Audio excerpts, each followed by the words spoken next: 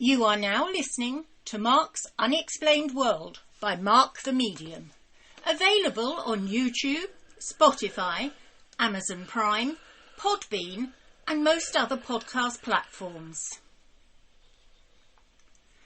Tonight's episode is titled What Happened to Timothy Wiltsey?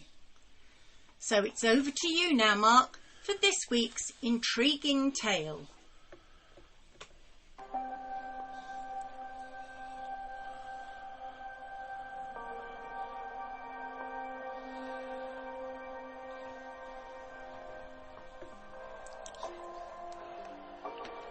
Timothy William Wiltsey was a 5-year-old little boy from South Amboy, New Jersey, in the United States, whose mother, Michelle Lodzinski, had told law enforcement that he went missing from a carnival in nearby Sayreville on the 25th of May 1991.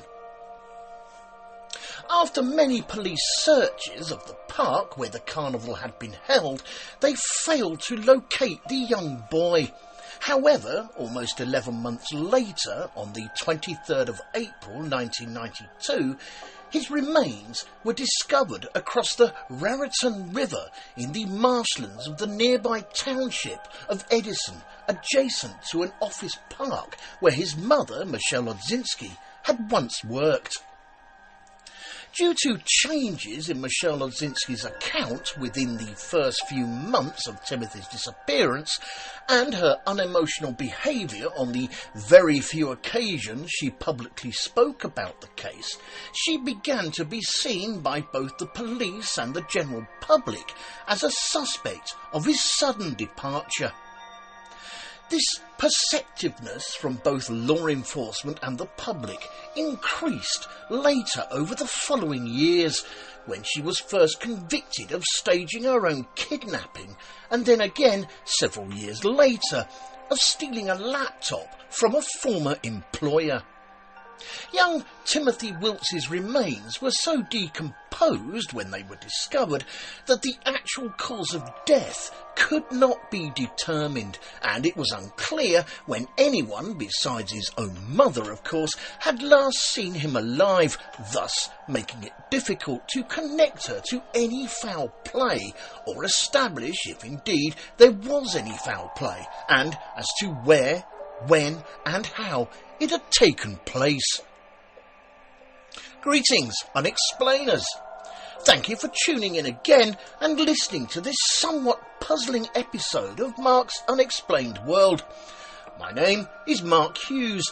I'm a medium, a ufologist, a true crime buff, a man with a very dark and disturbing sense of humour who lets his strangeness dominate his life because being ordinary can be quite dull at times. But just to give you a better idea of who I am and what I do, every week, usually on a Tuesday, allowing for bank holidays and busy weekends, I do a podcast on the many wide and various subjects that fall under the unexplained banner. These include ufology, hauntings, disasters and all sorts of other paranormal phenomena, including true crime, unsolved crime, serial killers and the occasional missing people that often go unnoticed. So if you are listening to this show on YouTube, please give us a review or an opinion on the subject in this episode that I can reply to, or a thumbs up and subscribe to my channel. Or if you are listening on any other podcast platforms, again, give us a like and a follow. In this episode, I'm going to tell you about the suspicious story surrounding what happened to Timothy Wiltsey. And this week's necessary disclaimer: this story is a tale that sadly involves a child's body being found in very unexplained circumstances, so may prove upsetting to some. You listen at your own discretion. Also, all opinions and comments are strictly my own, but the facts of the case remain. I also apologise if I pronounce anything incorrectly. My English, although it is my first and only language, I only found out the other day that the word misread can be misread as misread. Anyway, back we go to the story.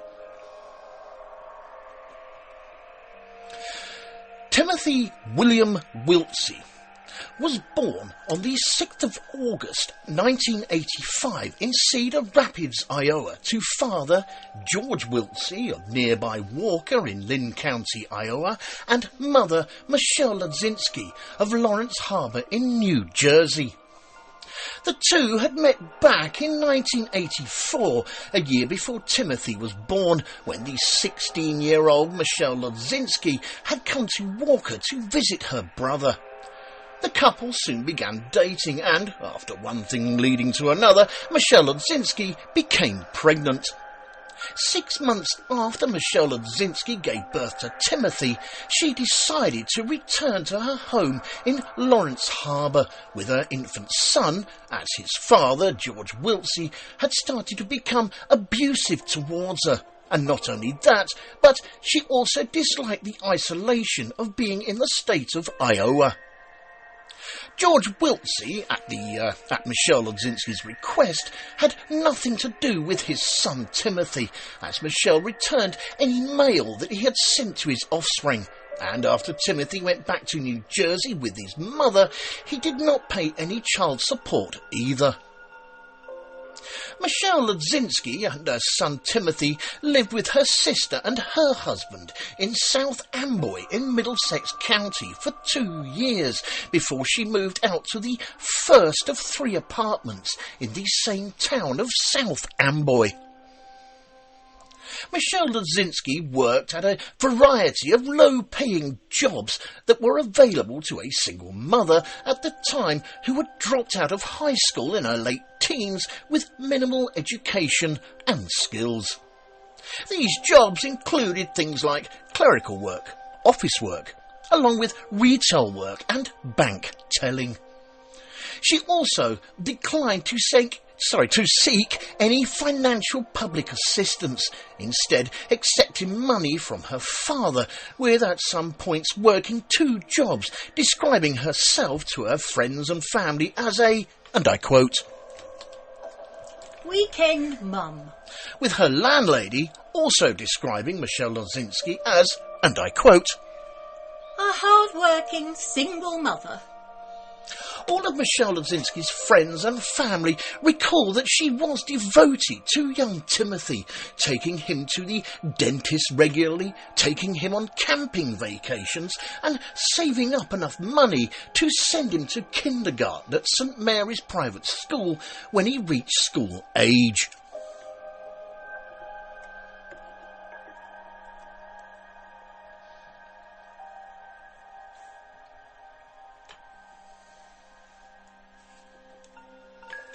According to reports, Timothy Wiltsey started to become an issue when his mother, Michelle Lodzinski, started to become romantically involved at different times with 2 other men, one of whom she became briefly engaged to. What a strange term to use, briefly engaged. I mean, what was the ring made of? Powdered water? Anyway, I digress. Both boyfriends, in turn, said at a later date that they liked Michelle and Timothy, but they both felt that they were too young themselves to commit to being his stepfather, which, to be honest, in my opinion, that's fair play to both of them. One of the boyfriends also felt that Michelle Lodzinski was not a properly attentive mother to Timothy, and that she used to speak about him as if she were referring to him as an older sister.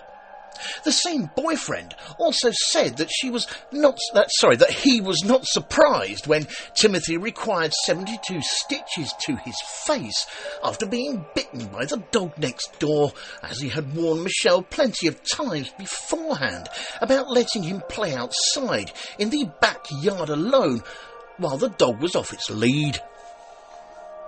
This boyfriend later became engaged to another woman just months before Timothy Wiltsey disappeared.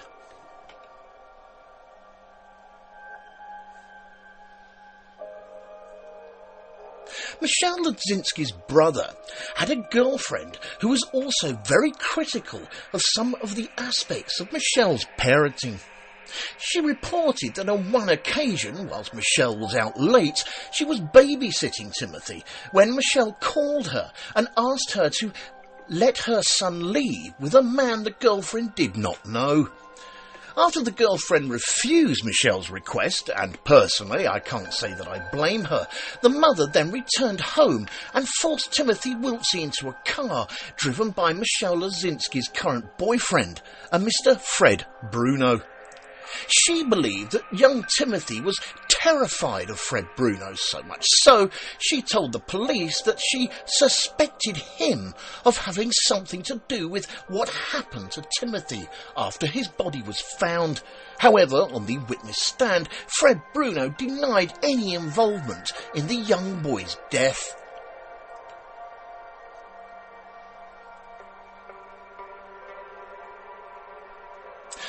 After this first short break, in part 2, we will look at the disappearance and investigation into Timothy Wiltsey.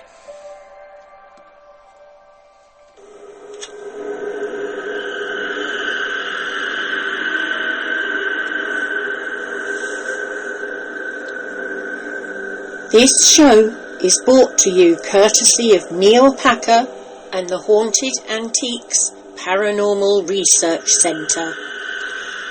Find them online at www.hauntedresearchcentre.com or at 9 to 11 Regent Street, Hinckley, LE10 1AW. Open on Saturdays from 10 a.m. to 4 p.m. for guided tours of the haunted rooms at just £3 per person.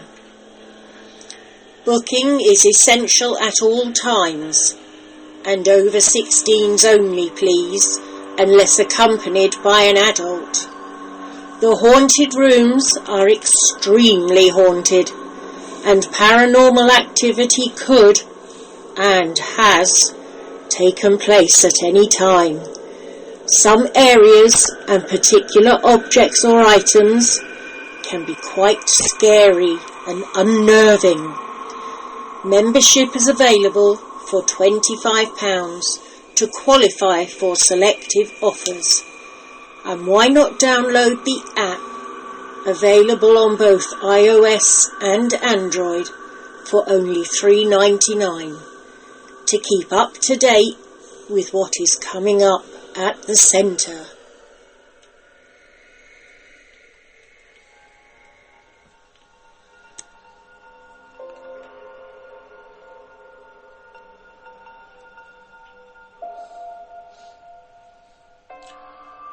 On the 24th of May in 1991, the Friday before that year's Memorial Day weekend, Michelle Lodzinski was making plans for both her and young Timothy for the end of school year and the summer ahead.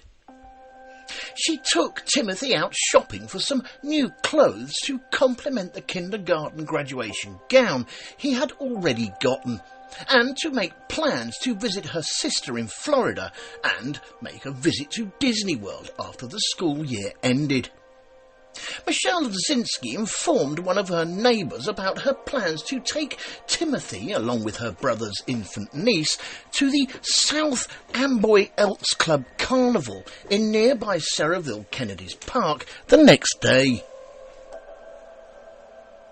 On a quick interesting side note here, the Benevolent and Protective Order of Elks, which is also often simply known as the Elks Lodge or the Elks, is an American fraternal order founded in 1868 that was originally known as a social club in New York City. It has more than 750,000 plus members at 1,928 lodges, with the fraternity currently focusing on community, friendship and charity. Both the neighbour and the niece's mother recalled that the two, meaning Michelle Lodzinski and her son Timothy, of course, were in good spirits and looking forward to the upcoming events.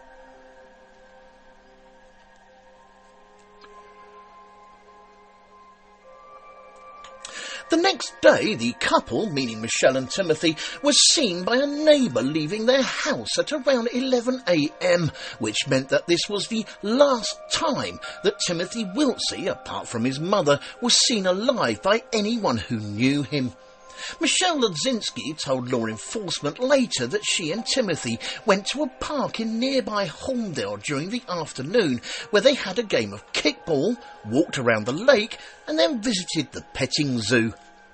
Without picking up her niece or even calling the girl's mother, Michelle Lodzinski then went straight to the South Amboy Elks Club Carnival, arriving there shortly after 7 p.m.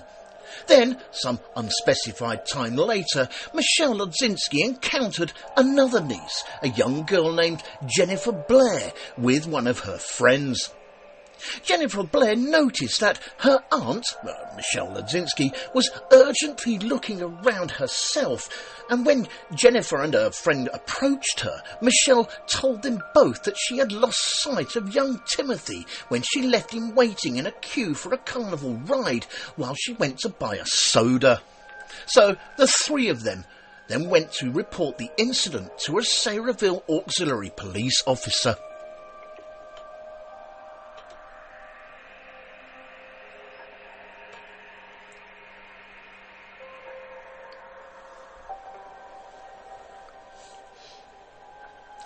As a response to the reported missing child, an immediate shutdown of the whole South Amboy Elks Club Carnival was instigated. Police officers, firefighters, volunteers and trained sniffer dogs were immediately launched as an exhaustive search of the carnival grounds and the surrounding area was carried out. However, no evidence of Timothy Wiltsey had been found, neither in nor around the grounds. A firefighter who drove Michelle Lodzinski back to her house to get an item of clothing so that the sniffer dogs could use it in order to help with Timothy Wiltsey's scent, recalled that when she stopped at a bar where her then boyfriend Fred Bruno worked to inform him of what had happened, she was crying and speaking incoherently.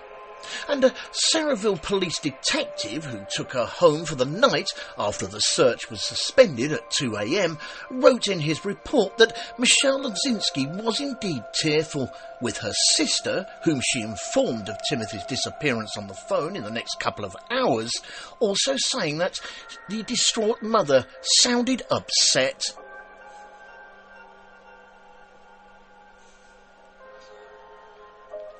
Over the next few days, while the search for young Timothy continued, the police interviewed carnival workers and various visitors to the event to see if they had seen Timothy Wiltsey at the carnival.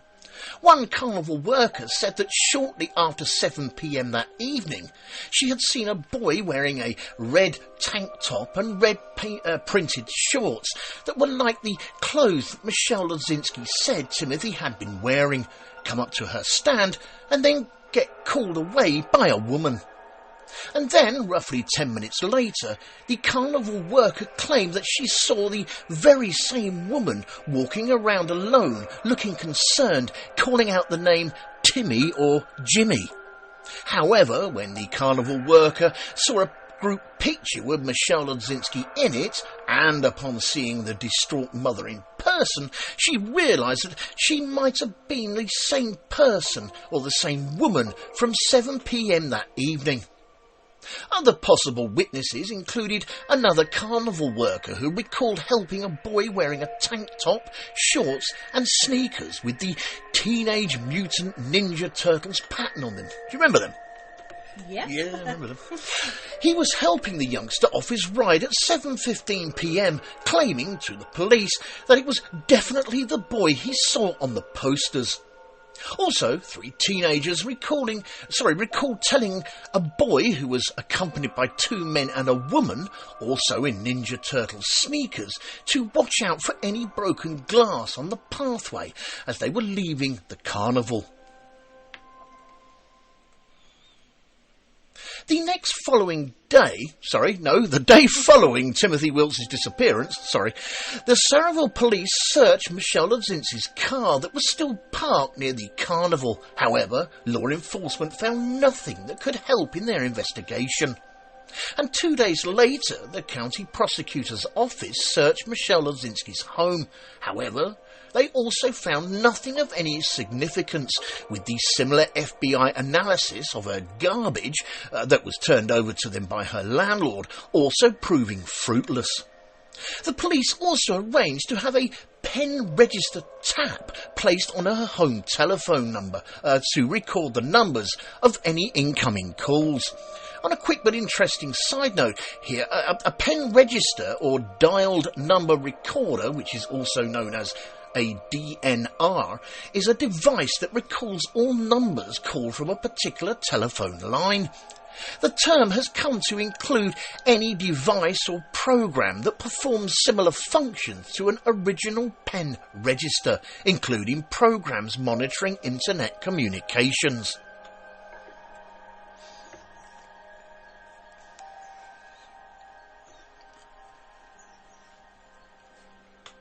According to those in regular contact with Michelle Lodzinski, during this time, she was greatly affected by her own son's unexplained disappearance from her life, telling her sister that she could not eat or sleep. And her current boyfriend, Fred Bruno, recalled her saying she could not, and I quote, hold anything down. And within 2 weeks, Michelle Lodzinski moved out of her house in South Amboy in Middlesex County to avoid the media attention, explaining that, and I quote, everyone is waiting to see a grieving mother on TV break down, crying hysterical, because the public, they thrive on that stuff. She continues, and again I quote, but I'm not going to do it.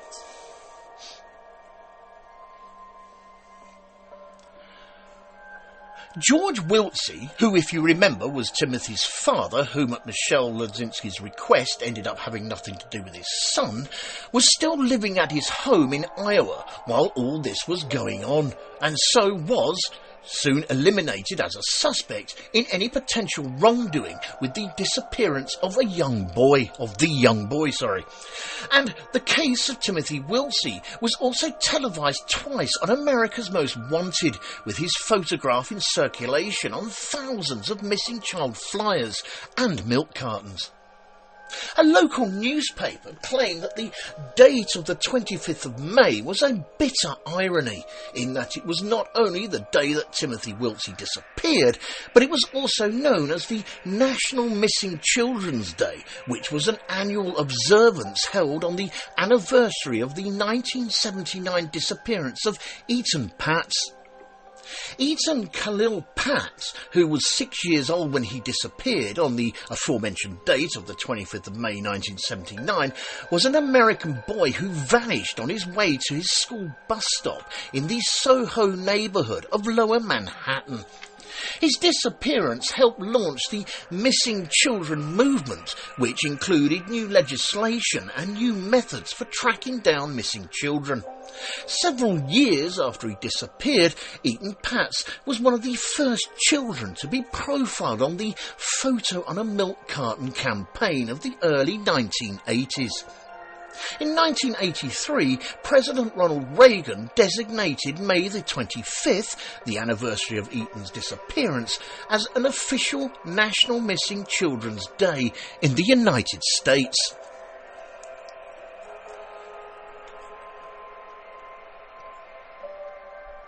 After this second short break, in part 3 we will look at the inconsistent accounts by Michelle Lodzinski, later developments, and the finding of Timothy Wiltsey's body.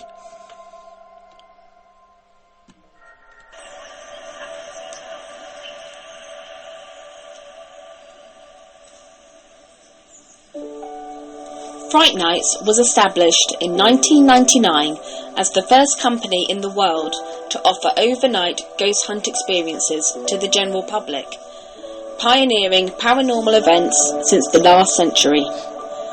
Fright Nights operate at hundreds of the UK's most haunted and exclusive venues, All events have their own team of experienced paranormal investigators, mediums and psychics. They have a VIP members club for regular returning guests, offering loyalty discounts and exclusive invitation-only events. They can also host private events for your family and friends.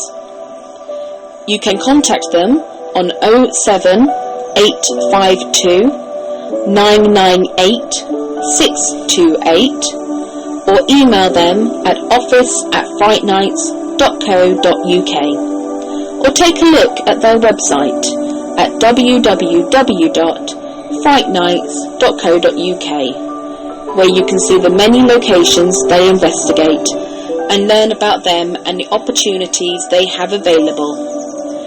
Hundreds of ghost hunters join Fright Nights every month for the most thrilling ghost hunting experiences they'll never forget. If you haven't been on a ghost hunt before, then why not join them to see what it's all about? Why not visit their social media sites for up-to-date information on all the places they visit and to see what's coming up in the future? They look forward to seeing you all soon. Fright Nights Ghost Hunting Events. Remember, only the original will do.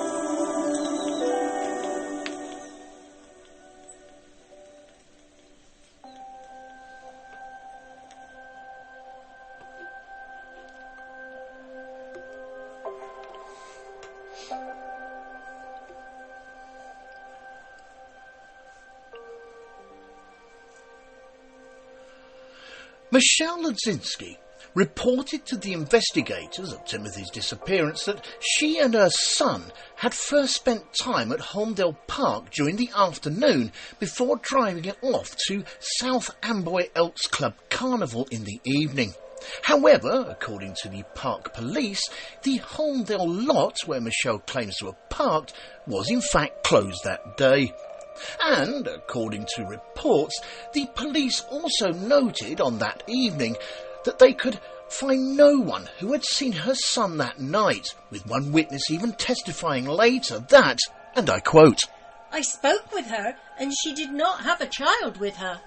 I was very upset. There was a child missing and there was no child." Which means that the last confirmed sighting of Timothy Wiltsey by anyone other than his mother was, as I mentioned earlier, the neighbour who saw them that morning.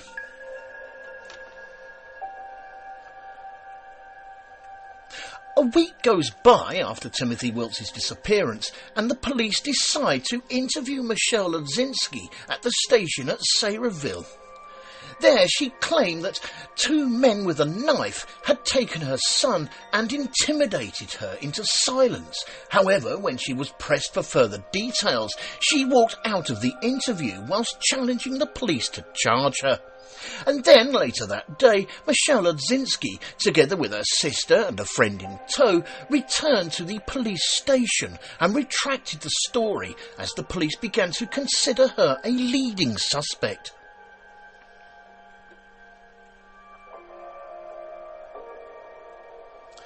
The following day, Michelle Lodzinski returns for yet another interview by law enforcement. And during this very long and confrontational interview, she gave yet another different third story, only this time the two men, along with a woman, had taken Timothy after offering to watch him briefly while she got to the sodas so he could keep the place in line for a ride. Michelle Lodzinski also claimed to have known the woman who was with the two men as Helen, who was not only a local go-go dancer, but was also a customer of the bank where Michelle had previously worked as a teller. However, the FBI was unable to locate this go-go dancer called Helen.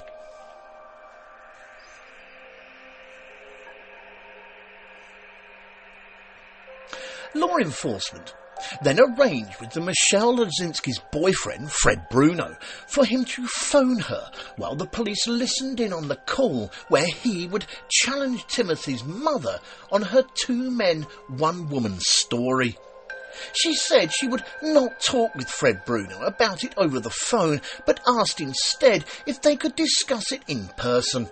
So the following day, armed with a microphone that was planted on Fred Bruno for the police to listen in on, they met in Fred Bruno's car, where she reiterated the last account that she had given to the police about go-go dancer Helen and her companions abducting her son, adding that she had not told that story at first because she was afraid people would think of her as a bad mother for leaving her son with a woman she barely knew, even briefly.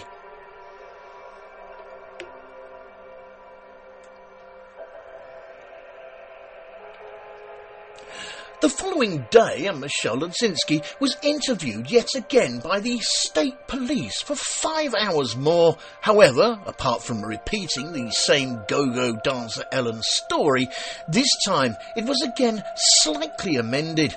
You see, in this latest version, she tells of one of the men with go-go dancer Helen putting a knife to her throat. However, when she was challenged on this version of events, she again ended the interview and told the police to charge her if that's what they wanted to do, and then told them the same story, adding that she had been told her son would be returned to her unharmed in a month if she kept quiet.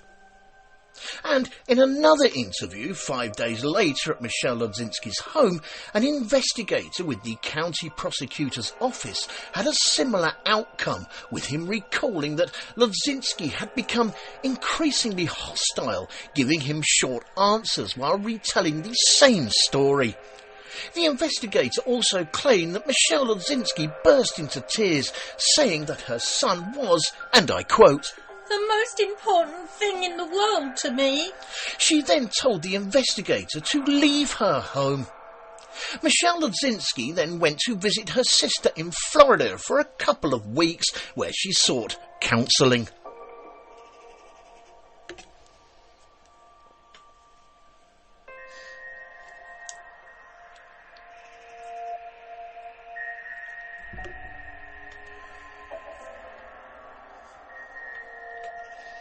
On the 26th of October, in that same year of 1991, a schoolteacher named Dan O'Malley was birdwatching and exploring marshlands in the Raritan Centre Business Park in Edison, across from the Raritan River from Sayreville.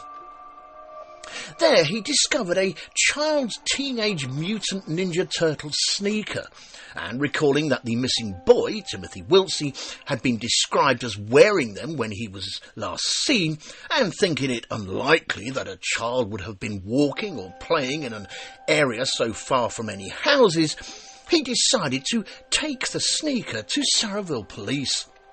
The sneaker was shown to the missing boy's mother, Michelle Lodzinski, who in turn, and rather surprisingly I feel, told them that it did not look like her son's, so it was then stored as evidence.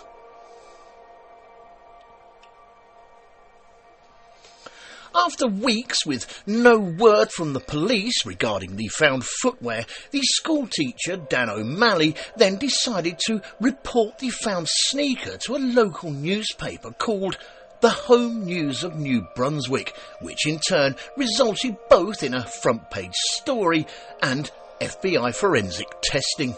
And not only that, but the newspaper's report of a possible break in the case also led Michelle Lodzinski to pick up her phone, call the police again, and say that the sneaker might have indeed been her son's after all.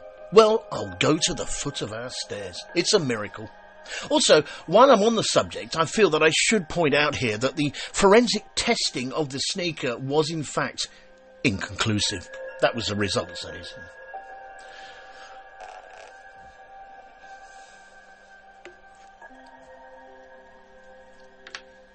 Over the 23rd and 24th of April 1992, law enforcement teams conducted a full search of the mostly marshy area near Olympic Drive in Raritan Centre.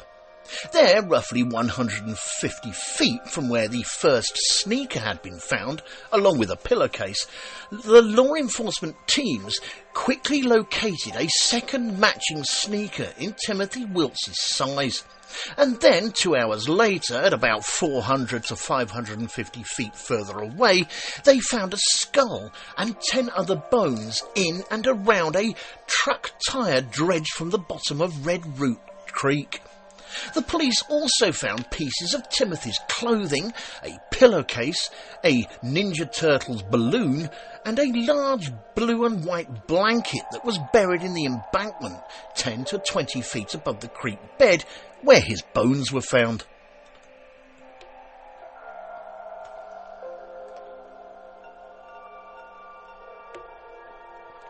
Michelle Lodzinski was informed that night of the identification of Timmy's body, with the inspector who oversaw the case claiming that she was unemotional.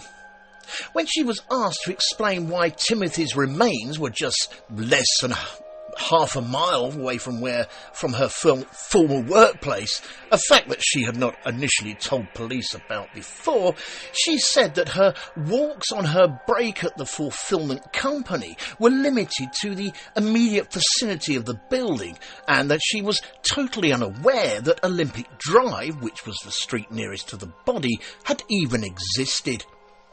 Timothy Wiltsey's identity was confirmed through dental records, with the county medical examiner ruling that the death was a homicide, although the time, location and medical cause of death could not be determined due to the advanced decomposition of the body remains.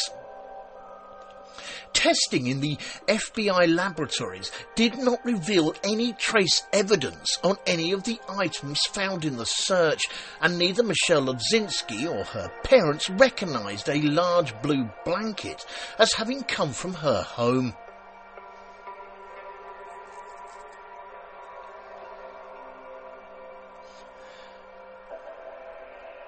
In the May of 1992, a funeral mass for Timothy Wiltsey was held in South Amboy, and he was buried in nearby Keyport in northern Monmouth County. His mother, Michelle Lodzinski, appeared shaken during the service and required the physical support of her parents. A week after the service, it became public knowledge that she had, almost a year earlier, changed her account of how her son had disappeared 3 times, and that she had failed 2 lie detector tests, as well as her unemotional demeanour under more recent questioning. One of the polygraph administrators described her results as, and I quote, "all over the charts," but found her defiant attitude even more disturbing.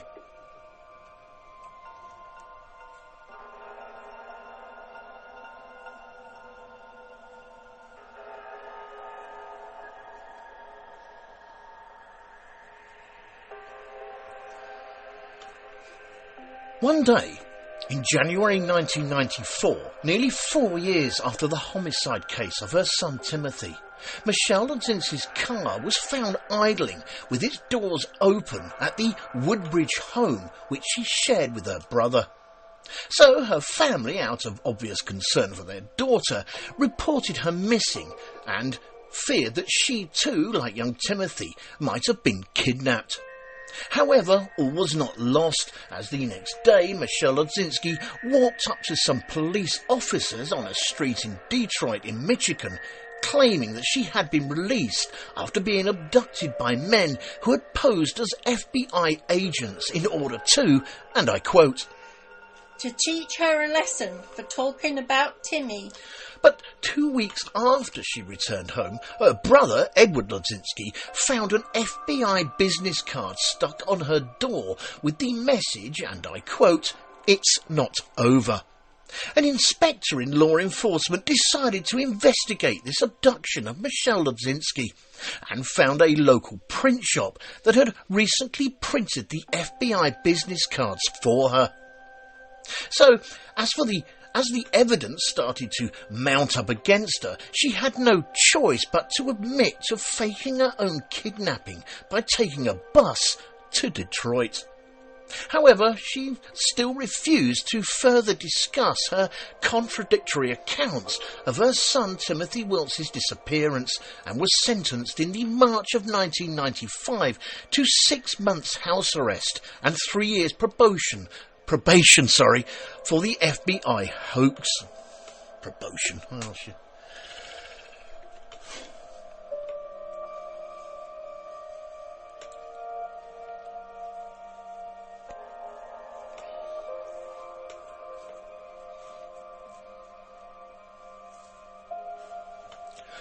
On the 6th of August in 2014, which would have been Timothy Wiltsey's 29th birthday, following a sealed indictment by a grand jury, Michelle Lodzinski was finally arrested in Florida and charged with her son's murder. After reviewing extensive legal arguments from both the defence and prosecution, the New Jersey Superior Court judge, Dennis Neves, issued a pre-trial ruling that, and I quote,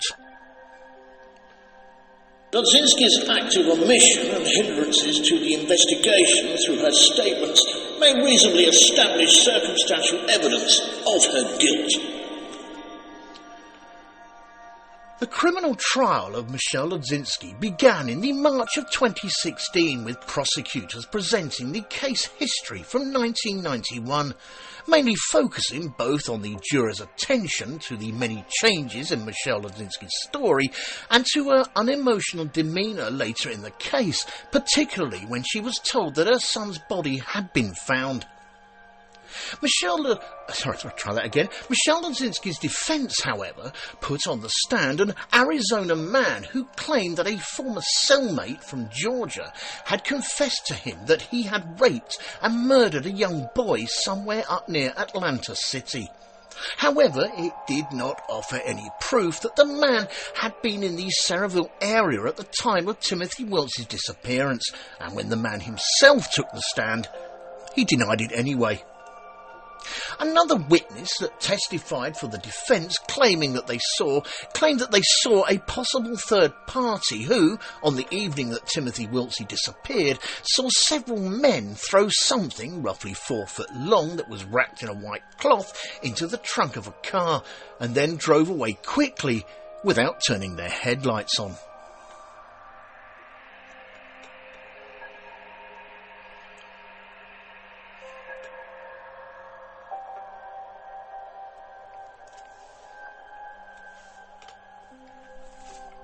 So, after the testimonies from 68 witnesses, the jury began their deliberations, and the next day, a week before the 25th anniversary of Timothy Wiltsey's disappearance, the jury returned and found Michelle Lodzinski guilty on the charge of first-degree murder, and in the January of 2017, the New Jersey Superior Court judge, Dennis Neves, sentenced her to 30 years in a state prison without the possibility of parole.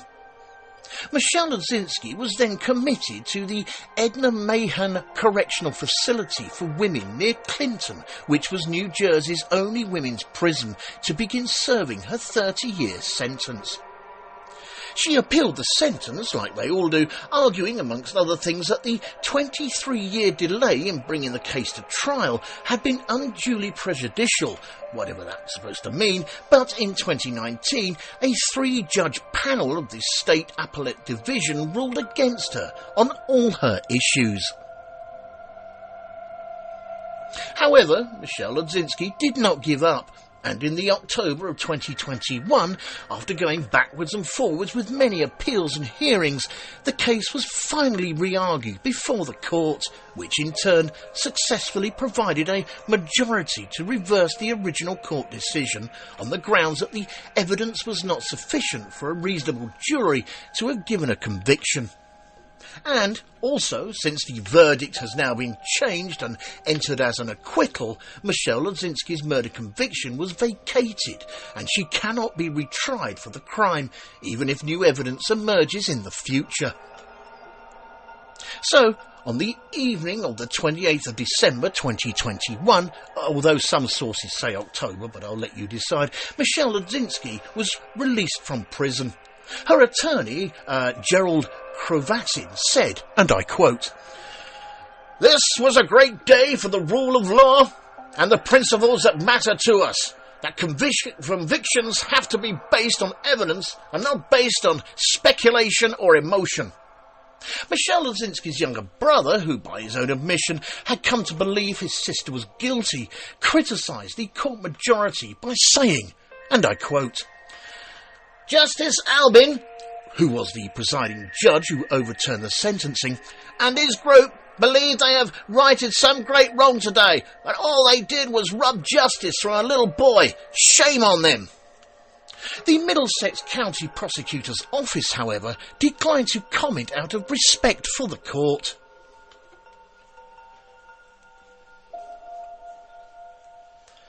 So, as the title of this podcast says, what did happen to Timothy Wiltsey? Thank you all for taking the time out to listen to this episode of Marks Unexplained World. In our next episode, show number 138, we are going to be looking at the Salter UFO. On the 17th of August in 1995, while having lunch at around 1:45 p.m. in the afternoon, Tony Galvano would witness a sort of flying saucer of a bright metallic colour come screaming out of the brilliant blue skies over the Serrania, Colorado region. As the object passed over the small community, it was followed by two other objects which would impact against it.